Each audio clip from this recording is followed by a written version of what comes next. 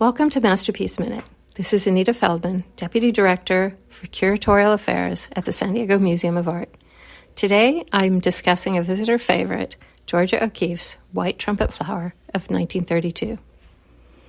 O'Keeffe, born in 1887 of 7 children on a Wisconsin dairy farm, had been tutored in art from an early age. By 1905, she attended the School of the Art Institute of Chicago and 2 years later arrived at the Art Students League in New York. She recalled that the first time she closely examined a flower was when a high school art teacher held up a jack in the pulpit. When O'Keeffe first began painting large flowers, her husband, the leading gallerist and photographer Alfred Stieglitz, exclaimed, "Well, what are you going to do with that?" They were immediately interpreted as expressions of female sexuality, despite her repeated protests over 4 decades. She declared, "You hung all your associations with flowers on my flower, and you write about my flowers as if I think and see what you think and see, and I don't."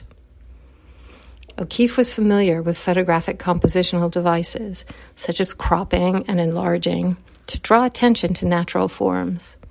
In addition to her relationship with Stieglitz, she was close friends with many photographers, including Ansel Adams, Elliot Porter, Paul Strand, and Todd Webb. Here, the flower fills the canvas with lines emanating from a hidden interior, and dark leaves enhance the contrast. Subtle nuances of color and tone within the white forms can be appreciated the longer one looks at the painting. In fact, O'Keeffe's painting technique is extraordinary. Ultraviolet light reveals many layers. Incredibly, she almost never blended the paint on canvas. Painting wet on dry, often using brushes that she trimmed herself, she ensured each color remained clean, never muddy. The colors were instead mixed on glass palettes according to her handmade color cards. She sometimes added dry pigments to the paint and mixed in mastic varnish to create a matte finish, or diluted it with turpentine.